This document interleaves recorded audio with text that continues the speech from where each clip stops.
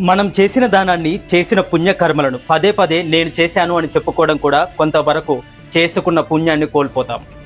భగవన్నామ స్మరణ ద్వారా సంపాదించుకున్న పుణ్యాన్ని అదే నోటితో ఇతరులను దూషించడం వలన పోగొట్టుకుంటారు. వ్యసనపరుడికి దానం చేయరాదు. దానివల్ల ఫలితం రాకపోగా సంపాదించుకున్న పుణ్యాన్ని కూడా కోల్పోతాం. ఎప్పుడు కూడా సాత్విక దానాన్ని చేయాలి. రజోగుణ దానం అంటే నేను చేస్తున్నాను అనే అహంకారంతో చేసేదాన్ని రజోగుణ దానం అంటారు. దానివల్ల ప్రయోజనం ఏమీ ఉండదు. ఏ దానం చేసినా భగవంతుడి కృపతో చేయాలి. మనం ఎలాంటి పుణ్యకర్మలు చేసినా నేను చేస్తున్నాను అనే అహంకార భావం వదిలిపెట్టి భగవంతుడు నా చేత ఈ కార్యక్రమాన్ని చేయిస్తున్నాడనే భావనతో ఎప్పుడైతే దానం చేస్తావో అలాంటి దానం యొక్క ఫలితం రెట్టింపు అవుతుంది. అలాగే పెద్దలను, తల్లిదండ్రులను అగౌరవపరచడము, పండితులను, సన్యాసులను, అల్పులను తక్కువ చేసి మాట్లాడడము, గురువులను దూషించడం వలన ఆయుర్దాయం దెబ్బతింటుంది. అలాగే గుడిలో దేవుడి విగ్రహం ఎదురుగా ఉన్నప్పుడు ఆయనకు కొద్దిగా ఎత్తులో